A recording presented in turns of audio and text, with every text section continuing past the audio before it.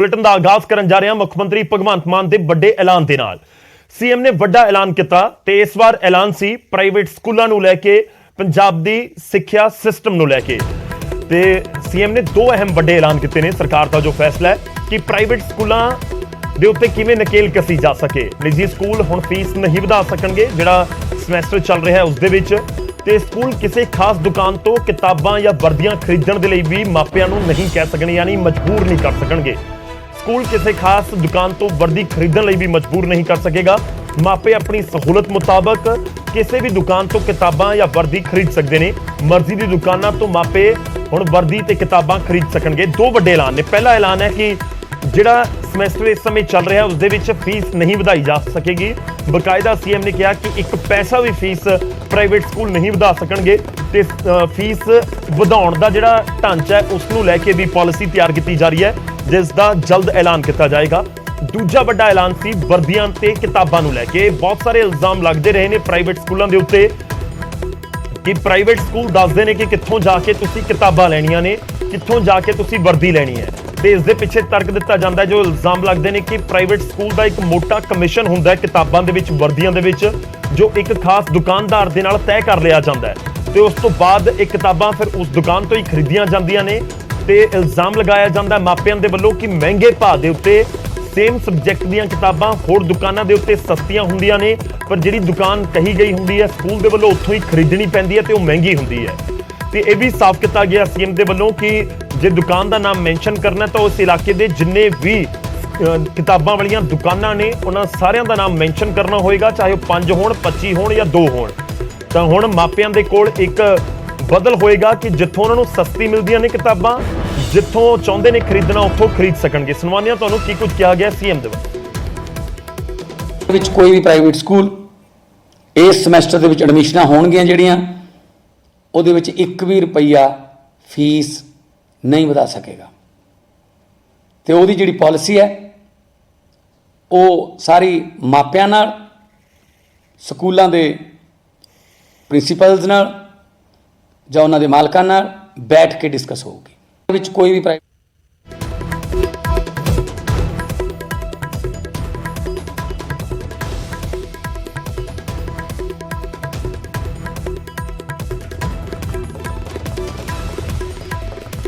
इस समय साडे नाल फोन लाइन के उत्ते एडवोकेट दिलप्रीत गांधी जी जुड़ रहे हैं, जो कि प्राइवेट स्कूल एसोसीएशन के केस की पैरवी करते हैं। स्वागत है दिलप्रीत जी तुहाडा। सब तो पहला सरकार के फैसले नूं तुसीं किवें देख रहे हो? सत श्री अकाल जी। सरकार का फैसला जो मानयोग सीएम साहब ने जी गल की है कि जी बुक्स है वो कितों भी लै सकते हैं पेरेंट, वो एक अच्छा फैसला है। बिकॉज ਉਹਦੇ ਨਾਲ ਬੱਚਿਆਂ ਨੂੰ, ਕਿਉਂਕਿ ਹੁਣ ਜਿਹੜੀ ਪੁਰਾਣੀ एनसीईआरटी ਦੀ ਬੁੱਕਸ ਜਾਂ ਹੋਰ ਕਿਤਾਬਾਂ ਨੇ ਉਹ ਅਪਡੇਟ ਨਹੀਂ ਹੋਈਆਂ। ਉਹਦੇ ਅਸੀਂ ਵੀ ਕਹਿੰਦੇ ਆ ਕਿ ਉਸ ਵਾਸਤੇ ਅਸੀਂ ਇਵਨ ਸੀਬੀਐਸਈ ਦੀ ਪਹਿਲੀ ਪਿਛਲੀ ਸਰਕਾਰ ਨੇ ਨੋਟੀਫਿਕੇਸ਼ਨ ਕੱਢੀ ਸੀ ਕਿ ਸਿਰਫ ਜਿਹੜਾ ਡਿਪਾਰਟਮੈਂਟ ਬੁੱਕਸ ਪਬਲਿਸ਼ ਕਰ ਰਿਹਾ ਸਿਰਫ ਉਹੀ ਲਗਾਣੀਆਂ ਨੇ।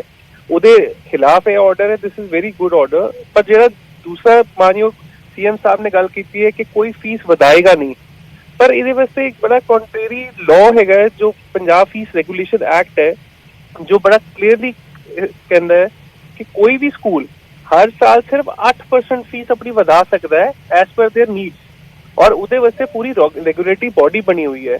In that context honourable CM ने या तो उन्होंने उस चीज को इस तरीके उस व्यू नहीं देखा कि there is already established law, supreme court की जजमेंट तो बाद लॉ बनया सीगा जिहदे विच पंजाब फीस रेगुलेशन एक्ट है। पंजाब सरकार का अपना खुद का एक्ट है जो कहता है कि फीस 8% हर प्राइवेट स्कूल ਤੇ ਦੂਸਰਾ ਸਕੂਲ ਵਧਾ ਸਕਦਾ ਹੈ ਐਸ ਪਰ ਦੇ ਨੀਡਸ। ਨਹੀਂ ਦਿਲਪ੍ਰੀਤ ਜੀ, ਤੁਹਾਨੂੰ ਲੱਗਦਾ ਕਿ ਚੈਲੰਜੇਬਲ ਹੈ ਔਰ ਇਸ ਤਰ੍ਹਾਂ ਸਰਕਾਰ ਸਿੱਧੇ ਤੌਰ ਦੇ ਉੱਤੇ ਪ੍ਰਾਈਵੇਟ ਸਕੂਲਾਂ ਨੂੰ ਆਦੇਸ਼ ਨਹੀਂ ਦੇ ਸਕਦੀ? ਕਿਉਂਕਿ ਸੀਐਮ ਨੇ ਇਹ ਵੀ ਕਿਹਾ ਕਿ ਤੁਸੀਂ ਫੀਸ ਨਾ ਵਧਾਓ, ਪੂਰੀ ਪਾਲਿਸੀ ਅਸੀਂ ਅਗਲੇ ਕੁਝ ਦਿਨਾਂ ਦੇ ਵਿੱਚ ਲੈ ਕੇ ਆ ਰਹੇ ਹਾਂ। ਜੀ ਡੈਫੀਨੇਟਲੀ ਇਹ ਚੈਲੰਜੇਬਲ ਹੋਏਗਾ, ਔਰ ਇਹਦੇ ਬੇਸਿਸ ਦੇ ਉੱਪਰ ਪਹਿਲੇ ਵੀ ਇਵਨ ਕੋਰਟ ਨੇ ਜਦੋਂ ਆਰਡਰਸ ਪਾਸ ਕੀਤੇ ਨੇ ਉਹਦੇ ਵਿੱਚ ਕੋਰਟ ਨੇ ਬੜੀ ਕਲੀਅਰ ਗਾਈਡਲਾਈਨ ਦਿੱਤੀਆਂ। ਹੁਣ ਜਿਹੜੀ ਲਾਸਟ ਸੁਪਰੀਮ ਕੋਰਟ ਦੀ ਜਜਮੈਂਟ ਆਈ ਹੈ ਜਿਹਦੇ ਵਿੱਚ ਇਹ ਫੀਸ ਮੈਟਰ ਜਿਹੜਾ ਡਿਸਾਈਡ ਹੋਇਆ ਸੀਗਾ, ਉਹਦੇ ਵਿੱਚ ਵੀ ਕੋਰਟ ਨੇ ਸਪੈਸੀਫਿਕ ਡਾਇਰੈਕਸ਼ਨ ਦਿੱਤੀ ਹੈ ਕਿ ਅਸੀਂ ਪਿਛਲੇ 20-21 ਦੇ ਵਾਸਤੇ ਅਸੀਂ ਫੀਸ ਨਹੀਂ ਵਧਾ ਸਕਦੇ, ਪਰ 21-22 ਤੋਂ ਬਾਅਦ ਜਿੰਨੇ ਵੀ ਅੱਗੇ ਅਕੈਡਮਿਕ ਈਅਰਸ ਹੈਗੇ ਆ ਉਹਦੇ ਵਿੱਚ ਪ੍ਰਾਈਵੇਟ ਸਕੂਲਸ 8% ਫੀਸ ਵਧਾ ਸਕਦੇ ਨੇ।